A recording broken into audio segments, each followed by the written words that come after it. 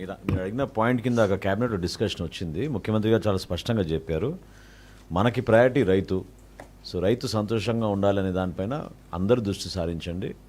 మా group of ministers కూడా అదే ఆదేశాలు ఇచ్చారైనా ఎట్టి పరిస్థితుల్లో కూడా గిట్టుబాటు ధర విషయంలో కానివ్వండి, కొనుగోలు విషయంలో కానివ్వండి, ఎక్కడ కూడా లోటు లేకుండా చూసుకోమని చెప్పారు. ఇప్పుడే గ్రూప్ ఆఫ్ మినిస్టర్స్ మీటింగ్ కూడా గంట ముందు మేము చేసుకుని ఇక్కడికి వచ్చాము సమావేశానికి. సో ప్రత్యేకంగా దానిపైన ఫోకస్ పెట్టాం. డెఫినెట్గా రాబోయే రోజుల్లో నెక్స్ట్ ఖరీఫ్ మాసానికి ఇంకా అద్భుతంగా చేసే విధంగా మేము ప్రిపేర్ అవుతున్నాం.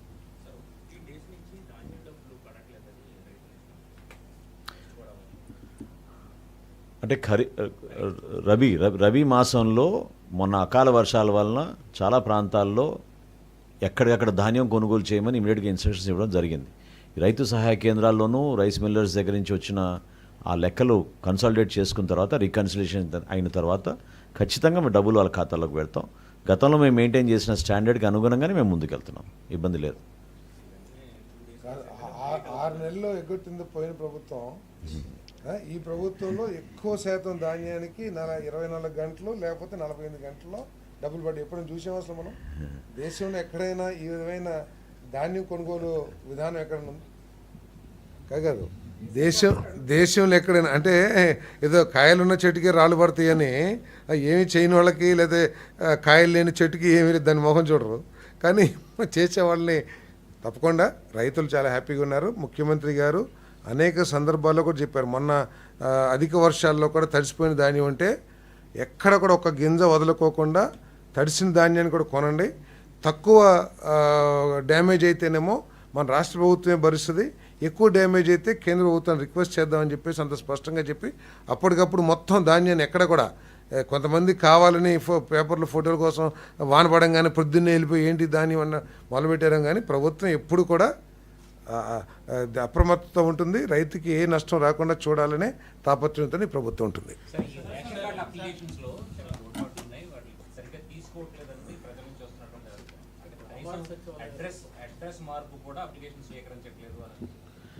ఏమంటే ఇప్పుడు వరకు ఈ ప్రక్రియ మొదలైన తర్వాత 3,41,000 అప్లికేషన్స్ వచ్చినాయి. అందులో మీకు బ్రేకప్ ఇస్తాను.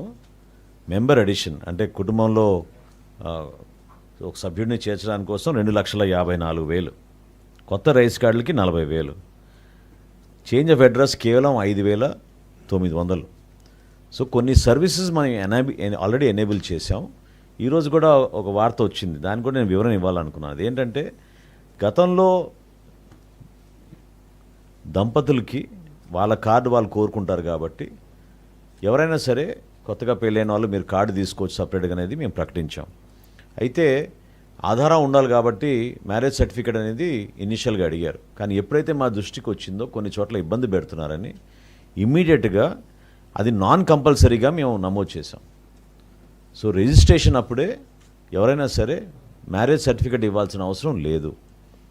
కొన్ని చోట్ల ఏంటంటే ఫోటోనో లేకపోతే మీ దగ్గర పెళ్లి కార్డు ఉందా మీరు అదొక ప్రూఫ్ చూపించండి అని అడుగుతున్నారు. కానీ అది ఎప్పుడు వెరిఫికేషన్ కోసం వచ్చినప్పుడు గ్రామ సచివాలయం వార్డు సచివాలయం సిబ్బంది వచ్చినప్పుడు మాత్రమే చేస్తారు. కానీ ఆన్లైన్లో మాత్రం we have made it non compulsory and we have enabled it.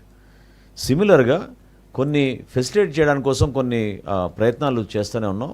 అనుసంధానం చేయాల్సిన అవసరం ఇంకా కొంచెం ఉంది. బహుశా ఇంకో నెక్స్ట్ 48 అవర్స్లో ప్రాసెస్ అంతా ఇంకా చాలా స్మూత్గా వెళ్తుంది.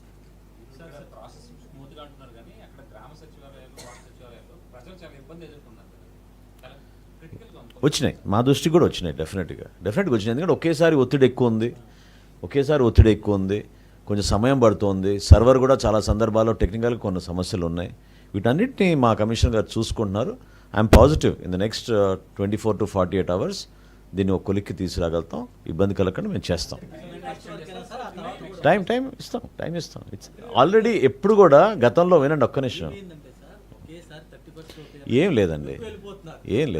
ఇప్పుడు మేము కొత్త కార్డ్స్ ప్రింటింగ్ చేసి ఇష్యూ చేస్తున్నప్పుడు కూడా మళ్ళీ మీకు అవకాశం కల్పిస్తాం. అందులో ఏం లేదు. చేర్పులు మార్పులు అనేది సహజం. It's an ongoing exercise.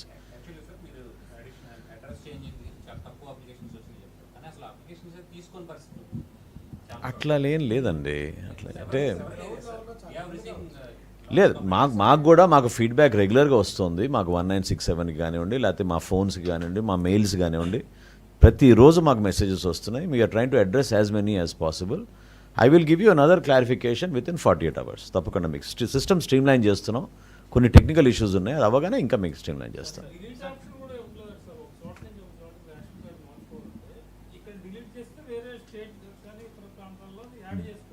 Deletion of an individual unit ఒక అంశం అండి. కొంతమంది ఏమో వాలంటరీ సరెండర్ చేద్దాం అనుకుంటున్నారు కార్డు, కొంతమంది మైగ్రేషన్ వలన డిలీషన్ అనేది ఒక ఇష్యూ అండి. ఈ మూడింటిని మేము మీకు వివరణ మీకు ఇస్తాం. మేము ఎనేబుల్ చేసాం, అది చెప్తాం మీకు వివరాలు. అంటే కొన్ని చోట్ల సార్ ప్రాబ్లం ఏంటంటే కొన్ని చోట్ల భార్య భర్తలు ఇద్దరు విడిపోయారు, దూరంగా ఉంటున్నారు. విషయం ఏంటంటే వాళ్ళు అక్కడ వాళ్ళు ఓకే చేస్తేనే ఇక్కడ వీళ్ళు ఇస్తామంటున్నారు. అది కొంత అది కొన్ని ప్రాబ్లం. ఫస్ట్ డే నుంచే ఒంటరి మహిళకి ప్రత్యేకంగా మేము సింగిల్ మెంబర్ కార్డు ఇస్తామని హామీ ఇచ్చాం. అదేవిధంగా ఎవరైనా ఆశ్రమాల్లో ఉంటున్నా లేదా ఇతర ప్రాంతాల్లో ఒంటరిగా ఉంటున్నా కూడా పాపం వాళ్ళకి అంటే లీగల్ ఇష్యూస్ ఉన్నా కూడా డివోర్స్ విషయంలో ఆ విషయంలో కూడా 7 years దాటితే ఖచ్చితంగా మనం వాళ్ళకి సపరేట్ కార్డు ఇచ్చేటట్టు మేము వెసులుబాటు కల్పించాం. ఇంకా కొంతమందికి అవగాహన లేక క్షేత్రస్థాయిలో ఇబ్బంది అవుతుంది. రేపు ఉదయం వీడియో కాల్ పెట్టారు, మళ్ళీ వీడియో కాన్ఫరెన్స్ పెట్టాం. ప్రతి గ్రామ సచివాలయం వార్డు సచివాలయం సిబ్బందికి మేము ఎనేబుల్ చేస్తాం. ఈ ఇన్ఫర్మేషన్ వాళ్ళకి చేరేటట్టు తప్పకుండా మేము చర్యలు తీసుకుంటాం.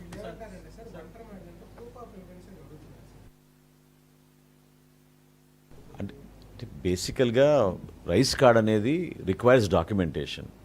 ఎందుకంటే ఇదే కదా ఈరోజు వాడే ఐడి కార్డు కదండి. సో ప్రతిదానికి ఒక అనుసంధానం చేసుకోవడానికి ఒక అనుబంధం డాక్యుమెంట్ లేకుండా ఏ విధంగా చేయగలుగుతారు. అయినా ఇప్పుడు మేము ఏం చేసామంటే సచివాలయ సిబ్బంది ఇంటికి వచ్చినప్పుడు వెరిఫికేషన్ చేస్తే సరిపోతుంది అనేది ఒక నిర్ణయం తీసుకున్నాం. So we're not insisting on physical documents. కానీ మీ ఇంటికి వచ్చి చెక్ చేసినప్పుడు మీరు ఒంటరిగా ఉన్నారా లేదా, లేకపోతే మీరు కొత్తగా పెళ్ళైందా లేదా, ఈ వివరాలు ఖచ్చితంగా తెలుస్తాయి. కాబట్టి వాళ్ళని నమోదు చేయమని చెప్పడం జరిగింది.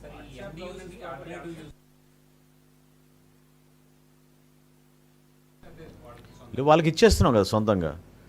ఈ యాసెట్ని ఈ వ్యాన్ని యాజ్ ఇట్ ఈస్గా వాళ్ళకి ట్రాన్స్ఫర్ చేసి ఇచ్చేస్తున్నాం ఫ్రీ ఆఫ్ కాస్ట్. వాళ్ళే దాన్ని వాడుకోవచ్చు, వాళ్ళ హ్యాండ్ ఓవర్లోనే ఉంటుంది.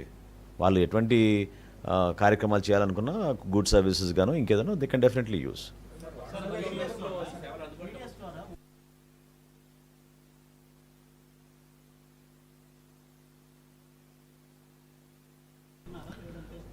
అంటే మేము ప్రైస్ ఇంటర్వెన్షన్ మాత్రం చేస్తామండి.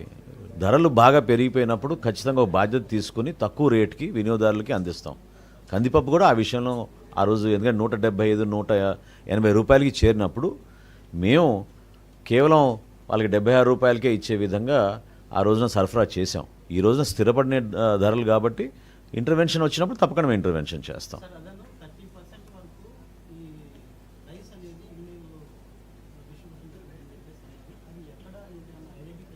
కాదండి, కాదు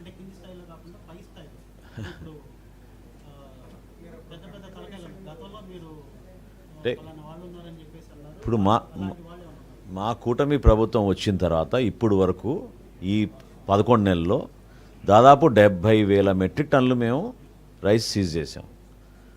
70,000 metric tons. So diversion of rice జరుగుతుందనేది ప్రాథమికంగా నిర్ధారించుకున్నాం. క్షేత్రస్థాయిలో వెళ్ళినప్పుడు కూడా మాకు సమాచారం, మేము ఇన్స్పెక్షన్ జరిగినప్పుడు మాకు దొరికింది అది.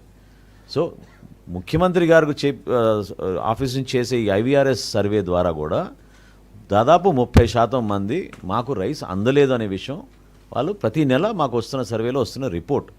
సో దాన్ని కూడా బేస్ చేసుకుని the lot of pilferage is happening, rice diversion జరుగుతుందనే నిర్ధారణకు వచ్చాం. చెప్తాను మీకు 3 సేవలు వచ్చినాయి, మిగతా మీకు చెప్తాను.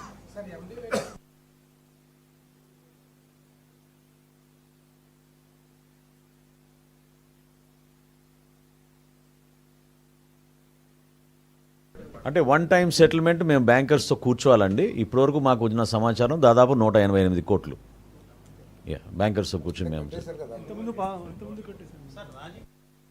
ఇప్పటివరకు కట్టింది అంటున్నారా? ఇప్పటివరకు కట్టింది 1860 కోట్లు.